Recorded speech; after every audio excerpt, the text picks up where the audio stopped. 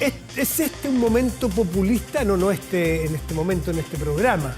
Nos referimos a si cada país tendrá su momento populista, pero este es el momento populista chileno. Esa es la tesis que plantea, o esa es la provocación que plantea Cristóbal Belolio. Cristóbal es doctor en filosofía política, bueno, es un intelectual, un escritor, un provocador de medios, en fin, no hace mucha falta presentación. Cristóbal, buenas noches y gracias por estar aquí. Un gusto, Matías. Este es un momento, Chile está en su... Yo, de lo que alcancé a leer de tu libro, y hace como 3 semanas, narras del populismo chileno no solamente el 2022, 21, 20, 19. Había populismo desde siempre. Empezaste hablando del populismo a principios del siglo XX, si no recuerdo mal, con los ejemplos que das de Chile. Partamos de aquí y después hacia atrás. ¿Es este un momento populista que estamos viviendo? Lo que hace el libro es, primero, ofrecer una conceptualización de populismo. Sí. Como tú sabes, es un término... A veces muy manoseado. Jabonoso. Sí, también me acuerdo haber leído esa parte. De contornos imprecisos. Y lo que yo me pregunto es si al menos en la academia, más allá del debate público, al menos en la academia, ¿es igual de jabonoso o hay algunos consensos conceptuales? Y la primera parte del libro es básicamente decir, bueno, aquí hay 3 tesis que suelen ser bastante predominantes. Primero, la teoría de que pueblo versus élite. Un populista es el que divide la sociedad en forma maniquea entre buenos y malos, héroes y villanos, pueblo virtuoso, Ya, check. élite corrupta. Eso pareciera estar muy presente en la narrativa populista, y después lo que yo digo es, bueno, vamos a echarle un vistazo a lo que está pasando y veamos si la narrativa pueblo-élite es prevalente o no, ¿cierto? Pero primero tenemos categorías conceptuales y después las vamos a medir. Las probamos. Exacto. Las testeamos. La segunda categoría es, que hoy día está muy de moda, es que el populismo no es necesariamente malo para la democracia per se, es una exaltación de la voluntad popular que se manifieste de la manera menos limitada posible y por lo tanto le hace un poco daño a la parte liberal de la que llamamos democracia liberal. Sería una democracia iliberal. Y la tercera posibilidad es que en verdad el populismo sea otra cosa y tenga más que ver con que hay un problema, un déficit con la forma de representación. Es una crítica a la intermediación política, a que alguien medie... Políticos. A los políticos, Los a los señores partidos, políticos. a los congresos. Y hay que buscar formas más directas, más inmediatas, donde la radicalidad de la acción se vea ahí presente. 2 de esas 3, por lo pronto, están súper presentes en el Chile de hoy, en el Chile actual. La primera y la tercera, sí, súper fácil. Lo bueno y lo malo está bien presente. Y lo tercero, el desprestigio a esta mediación de los políticos. Mejor hagamos partidos de la gente, mejor hagamos listas del pueblo y saltémonos a los políticos, que son los de siempre, nos tienen como nos tienen. Tal cual. Parece que las dos estuvieron muy presentes en el ciclo 2019 hasta el 4 de octubre, porque, perdón, hasta el 4 de septiembre, porque hay nuevas tesis respecto de si esto sigue o no. Parece haber cambiado, claro. Quizás nos enamoramos demasiado de los diagnósticos inmediatos y las cosas hay que mirarlas con más perspectiva en el tiempo.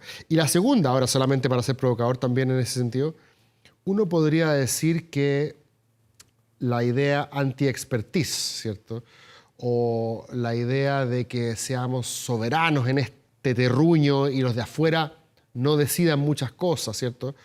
O la idea de ir erosionando los mecanismos, los contrapesos, el Senado, el Tribunal Constitucional, también tiene que ver con lo segundo, con esta idea como de democracia, pero no necesariamente del tipo liberal, que de alguna manera parece constreñir demasiado la voluntad popular. Entonces yo creo que hay elementos de las 3 conceptualizaciones en lo que hemos visto últimamente en Chile, y lo interesante es que lo hemos visto por el lado de la izquierda, si es que entendemos el estallido social en esa clave, y por el lado de la derecha, con la irrupción de José Antonio Cast, me parece.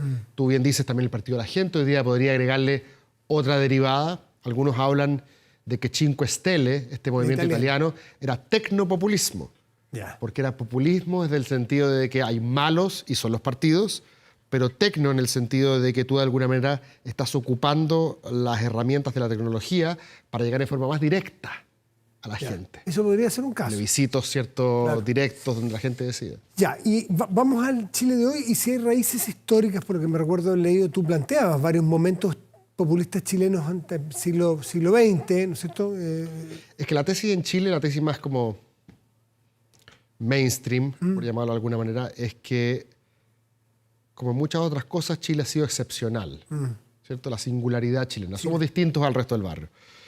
Y por lo tanto, no ha habido populismo en Chile como sí lo hubo en otras partes. Perón, Getúlio Vargas, claro. ¿Cierto? Bueno, después también el populismo más neoliberal. O el APRA en Perú. Exacto. Y después, ¿cómo se llama? Fujimori, Collor de Mello. O sea, también hubo un populismo neoliberal. Sí, sin duda. Menem. Y después viene la ola rosa, ¿cierto? Chávez, Evo, Correa. Y muchos dicen lo que pasa es que en Chile tuvimos un sistema de partidos muy fuerte. Y eso impidió que hubiese populismo. Pero hay otros que dicen, miremos mejor. Sí, pues. Cuando yo escucho a Pamela Giles hablar de sus colegas del Congreso, ¿no? De forma muy benevolente a veces, y hablar de sus Simonea o sus nietitos, uno escucha a Alessandri. De eso es decir, tú planteaste desde Arturo Alessandri. Alessandri hablaba de la chusma querida, claro. del pueblo, y la canalla dorada eran sus colegas, ¿cierto? Claro, era. Ibáñez... Con la escoba barrimos a los políticos. Barría la corrupción de los partidos, ¿cierto? Y hay muchos que creen que el programa de Allende incluso tenía ciertos ribetes que se parecían más a una narrativa populista. Claro, que invitar a subirse a la mesa gente que nunca había estado sentado en esa mesa. Bueno, hay algo muy interesante ahí, y que yo creo que quizás conecta más con el espíritu populista de izquierda que orgullosamente algunos defienden, ¿cierto? Porque yo también digo al principio, populismo no es solo una mala palabra.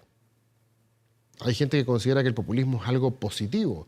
Hay toda una línea que de alguna manera ha influenciado al Frente Amplio hasta cierto punto, con intelectuales como Néstor Laclau, Chantal Mouffe, que dicen el populismo es la reacción del mundo plebeyo frente a la dominación oligárquica. Por lo tanto, cuando el pueblo se conecta con sus distintos dolores, aunque no sean todos de la clase proletaria, este es un pueblo que no es homogéneo, este es un pueblo que ya no tiene ese esencialismo de clase, ¿cierto? Este es un pueblo donde nos conectamos con trayectorias diversas, pero igualmente precarizadas, y el villano es el mismo. El adversario es una élite que de alguna manera sistemáticamente frustra nuestras demandas. Subir al mundo plebeyo versus esta burguesía dominante, ¿no es cierto? Sí. Pero es una burguesía, las categorías son menos esenciales en el sentido del papel que juega en la estructura de producción. Sí, uno podría, quizás no burguesía, pero estas clases dominantes, sea cual sea. Sí. El ser popular, el traer, lo que intentó hacer la Unidad Popular el presidente Allende, más allá de que cada uno tendrá su análisis de cómo resultó, era invitar a sentarse a la mesa a un pueblo que no había estado sentado a la mesa. Pero por populismo en el último tiempo no entendemos el traer a las masas populares, sino que es mentirles un poco y decirle, vamos a darles a todos las platas, retiremos las platas a la AFP, por ejemplo. Ok, perfecto.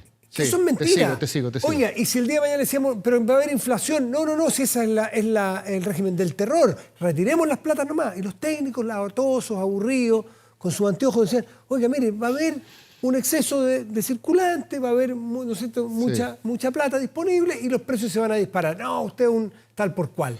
Es de ese populismo que hablamos. Hay varias cosas que tú estás diciendo que son interesantes. La primera, bueno, yo no soy historiador y le dejo esa pega a los historiadores, ¿cierto? Así que del gobierno de Allende no me puedo referir en forma tan precisa.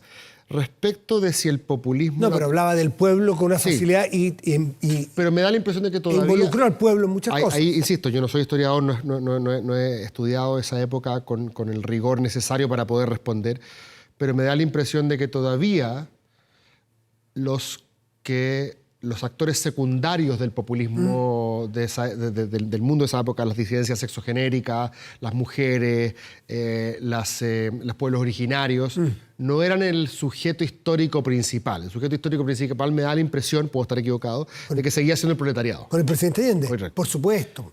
Ese era su sujeto de atención. El populismo del cual estamos hablando ahora es un populismo donde, de hecho, el presidente Boric alguna vez lo dijo cuando empezó a mirar con mucho interés lo que hacía Podemos en España. Sí.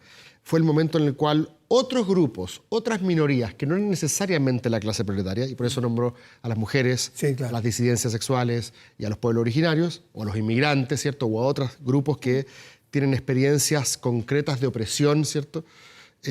O desaventajadas, marginadas, por el nombre que tú quieras, dependiendo.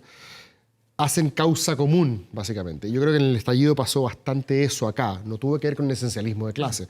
Tuvo mucho más que ver con la conexión de grupos de identidad históricamente desplazados. Eso es una cosa. Del mundo unidos un poco. Y sí. Y no sé, como consumidores, eso, bueno, la Clau lo que decía era que justamente el pueblo se constituye cuando se produce ese frente común, que es el frente común que reconoce que entre tú y yo no somos amigos, tenemos intereses distintos, nuestras pasiones son relevantes y no me pidas a mí que me abstraiga de mis particularidades para pensar de forma abstracta y universal en cómo deben ser las reglas, ¿cierto? Este es un momento de reivindicación y si yo tengo los números, de alguna manera te los voy a imponer, que fue un poco lo que pasó en la... Son reivindicaciones identitarias que cada grupo puede actuar desde su identidad. Eso es muy interesante porque significa que ese pueblo no es necesariamente homogéneo. Claro. Yo creo que eso es el factor esencial, aglutinador probablemente. Hoy. Ahora, no creo necesariamente que el Frente Amplio chileno sea solo eso. Creo que también es herencia de la renovación socialista. Entonces lo escuché a Noam Titelman y me parece bastante sensato. Tú que conoces bastante bien lo que yo escribí antes respecto de la importancia de la renovación política, si la historia hubiese sido distinta, quizás Gabriel Boric habría sido un miembro de la Juventud Socialista en Derecho de la Universidad de Chile y habría entrado a, alimentar esas huestes, digamos, y no habría estado en este otro proyecto. Si es que lo que estamos viendo hoy día necesariamente se vincula con la política identitaria, es una buena pregunta, ¿cierto? Son dos fenómenos...